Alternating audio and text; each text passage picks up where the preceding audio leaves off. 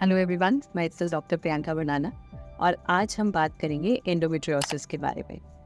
Endometriosis क्या होता है, इसके क्या मुख्य कारण हैं, इसके क्या क्या लक्षण हैं और ये किस वर्ग की महिलाओं को इन्वॉल्व करता है, इसके लिए हम क्या उपचार कर सकते हैं, क्या ट्रीटमेंट ऑप्शन अवेलेबल है, ये हम आज की वीडियो में डिस्कस करेंगे। सो एंडोमेट्रियोसिस क्या होता है? एंडोमेट्रियोसिस मतलब कि गर्भाशय की इनर मोस्ट लाइनिंग, जिसको हम एंडोमेट्रियम कहते हैं, यदि उसके सेल्स गर्भाशय के बाहर मिले उसको एंडोमेट्रियोसिस कहा जाता है। सो ये सेल्स ज्यादातर देखा गया है अगर ओवरीज में है तो उनको चॉकलेट सिस्ट बनाते हैं। यदि ये फैलोपियन ट्यूब में है तो ये वहाँ पे एडिशंस करके ट्यूब्स को ब्लॉक कर सकते हैं। यदि ये के लार्ज इंटेस्टाइन का पार्ट है तो ये इंटेस्टाइनल प्रॉब्लम्स क्रिएट करते हैं। ये स्मॉल इंटेस्टाइन को भी इन्वॉल्व कर सकते हैं। अगर ये इम्प्लांट स्मॉल इंटेस्टाइन पे है तो इंटेस्टाइनल ऑब्स्ट्रक्शन कर सकते हैं, अपेंडिक्स को इन्वॉल्व कर सकते हैं। कई बार देखा गया है कि ये इम्प्लांट यूरेटर को, यूरिनरी ब्लैडर को, डायफ्राम की मसल को, लंग्स में या फिर कभी कभार वेसल्स को भी इन्वॉल्व करते हैं, यूट्राइन वेसल या लार्ज वेसल्स। सो उसके अकॉर्डिंगली इनके सिम्टम्स आते हैं। सो इसका मुख्य लक्षण है जैसे कि महिला को महीने के समय बहुत ज्यादा ब्लीडिंग होना, बहुत पेन होना, हस्बैंड वाइफ को जब रिलेशनशिप बनाते समय वाइफ को बहुत पेन होना, ये एक मुख्य कारण है। इसमें डिस्पैरिया करता है। एंडोमेट्रियोसिस क्यों होता है? आमतौर पे देखा गया है कि इसके लिए सबसे प्रचलित थ्योरी है रेट्रोग्रेड मेंस्ट्रुएशन थ्योरी, जिसमें कहा गया है कि एंडोमेट्रियल सेल्स महीने के समय एंडोमेट्रियल कैविटी से उल्टा दिशा में फ्लो करते हैं और फैलोपियन ट्यूब द्वारा वो पेरिटोनियल कैविटी में गिर जाते हैं। और यदि ये एंडोमेट्रियल सेल्स पेरिटोनियल कैविटी में जहाँ जहाँ गिरते हैं वहाँ ये इम्प्लांट्स बना देते हैं। और ये इम्प्लांट्स यदि आप ओवरी के ऊपर है तो ये चॉकलेट सिस्ट बना देते हैं। यदि ये फैलोपियन ट्यूब में है तो ये उसको डिशेस करके फैलोपियन ट्यूब ब्लॉक कर सकते हैं। कई बार उसमें महीने का ब्लड जमा रह जाता है जिसमें हेमाटोसाल्पिंग्स हो जाता है। और यदि ये सेल यूरेटर के ऊपर है तो यूरेटर को ब्लॉक कर सकते हैं। हाइड्रोनेफ्रोसिस यानी किडनी में स्वेलिंग कर सकते हैं। और देखा गया है कि स्मॉल इंटेस्टाइन, लार्ज इंटेस्टाइन को भी इन्वॉल्व करके उनमें भी एडिशंस क्रिएट कर सकते हैं। और कई बार देखा गया इंटेस्टाइनल ऑब्स्ट्रक्शन भी हो सकती है। अगर ये यूरिनरी ब्लैडर में है तो ये डिस्यूरिया या हेमेचूरिया करते हैं। सो ये जो इम्प्लांट्स हैं, ये इनका मेन जो फोकस है वो है एडिशंस बनाना। और दूसरी चीज़ है कि कई बार ये इम्प्लांटेशन फेलियर भी करते हैं, जिसके कारण से या फैलोपियन ट्यूब ब्लॉक कर देते हैं, जिसकी वजह से इनफर्टिलिटी या रिकरेंट इम्प्लांटेशन फेलियर होता है। सो एंडोमेट्रियोसिस जो है वो आमतौर पे रिप्रोडक्टिव एज ग्रुप की फीमेल की बीमारी है और इसका मुख्य कारण है एंडोमेट्रियल सेल्स का अपनी जगह पे ना होकर उसके बाहर होना, गर्भाशय से बाहर होना। और देखा गया कि एंडोमेट्रियोसिस और एडिनोमाइसिस ये दोनों बीमारियां कोएग्जिस्ट करती हैं। सो एंडोमेट्रियोसिस के क्या क्या लक्षण हैं? वह लक्षण डिपेंड करते हैं कि एंडोमेट्रियोटिक इम्प्लांट्स कहाँ पे हैं। तो एंडोमेट्रियोटिक इम्प्लांट्स अगर महिला की ओवरीज को इन्वॉल्व कर रहे हैं तो उसमें ओवेरियल सिस्ट बनती है, चॉकलेट सिस्ट जिसको कहा जाता है।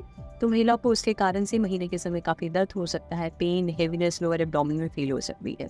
उसके अलावा महिला को डिस्मेनोरिया फील हो सकता है, जिसमें कि महीने के समय बहुत दर्द होता है। कई बार देखा गया ब्लीडिंग भी ज़्यादा हो सकती है, जिसको मेनोरेजिया कहते हैं। आपसी रिलेशनशिप बनाने में भी पेन होता है, जैसे कि डिस्पेरोनिया। और यदि ये इम्प्लांट्स लार्ज इंटेस्टाइन पे हैं या स्मॉल इंटेस्टाइन पे है, जिसके कारण इंटेस्टाइनल ऑब्स्ट्रक्शन के सिम्टम्स आ सकते हैं, या फिर स्टूल पास करते समय पेन हो सकता है महीने के समय। अगर यूरेटर इन्वॉल्व है तो उसके कारण से किडनी में स्वेलिंग आ सकती है, हाइड्रोनेफ्रोसिस हो सकता है। यूरिनरी ब्लैडर में है तो साइक्लिकल हेमेचूरिया हो सकता है, जिसमें कि महीने के समय ब्लीडिंग भी होती है, क्योंकि ब्लैडर इन्वॉल्वमेंट की वजह से है। और यदि लंग्स इन्वॉल्व है तो उसके अंदर मेंस्ट्रुअल साइकिल के दौरान मॉप्सिस यानी खून आ सकता है, बलगम।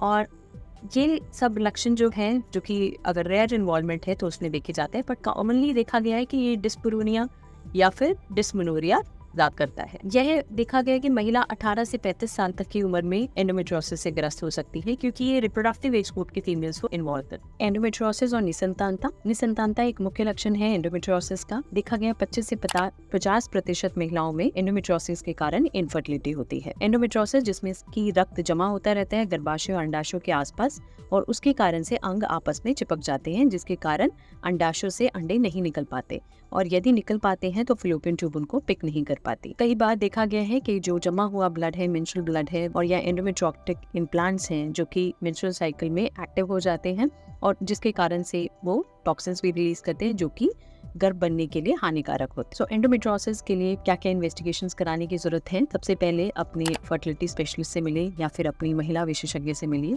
पेल्विक एग्जामिनेशन द्वारा इसका पता लगाया जा सकता है। कई बार पर रेक्टल एग्जामिनेशन द्वारा कितना बाउल इन्वॉल्वमेंट है वो भी देखा जाता है। उसके अलावा इमेजिंग टेस्ट जैसे कि अल्ट्रासाउंड, MRI द्वारा भी हमें एंडोमेट्रियोसिस के बारे में पता चलता है। कई बार इनफर्टिलिटी में कराई गई डायग्नोस्टिक लैप्रोस्कोपी में भी एंडोमेट्रियोटिक इम्प्लांट्स दिखाई देते हैं। एंडोमेट्रियोसिस का इलाज महिला के लक्षणों की गंभीरता, उसकी उम्र, उसकी बीमारी की स्थिति, उसका क्या स्टेज है, इन सब चीज़ों पे डिपेंड करता है। उपचार का उद्देश्य लक्षणों को दूर करना है और इनफर्टिलिटी को दूर करना है या फिर प्रजनन क्षमता बढ़ाना है। दवाइयों में दर्द कम करने की दवाइयाँ जैसे कि एनसेड्स दी जाती हैं। कई बार इलाज गोलियों या इंजेक्शन के रूप में भी करा जाता है। गर्भ निरोधक गोलियां, प्रोजेस्टिन थेरेपी, GnRH एगोनिस्ट या फिर एंटीऑक्सीडेंट्स भी दिए जाते हैं। यदि मरीजों को दवाइयाँ और इंजेक्शन से फायदा नहीं होता तो स्टेज 3 और 4 में सर्जरी की भी जरूरत पड़ती है। यह सर्जरी दूरबीन द्वारा करी जाती है, जिसमें अंडाशय और बाकी अंगों के आसपास जमे हुए रक्त को हटा दिया जाता है। चॉकलेट सिस्ट को सिस्टेक्टमी कर दी जाती है, रिमूव कर दिया जाता है, एडिशंस हटाए जाते हैं, जिसके कारण से देखा गया दर्द में भी आराम मिलता है और मां बनने की संभावना भी बढ़ जाती है। क्योंकि यह बीमारी लंबी है और समय के साथ बढ़ती जाती है, इसलिए इसका जितना जल्दी रोग का निदान किया जाए उतने ही अच्छे रिजल्ट्स मिलते हैं। सो यह जानना बहुत ज़रूरी है कि यदि महिलाओं को माहवारी के समय या आपसी रिलेशनशिप बनाने में बहुत दर्द होता है तो इस दर्द को नज़रअंदाज ना करें और तुरंत ही अपने महिला विशेषज्ञ की सलाह लें। यदि आप वीडियो को लाइक करते हैं तो प्लीज़ चैनल को सब्सक्राइब कीजिए। Thank you.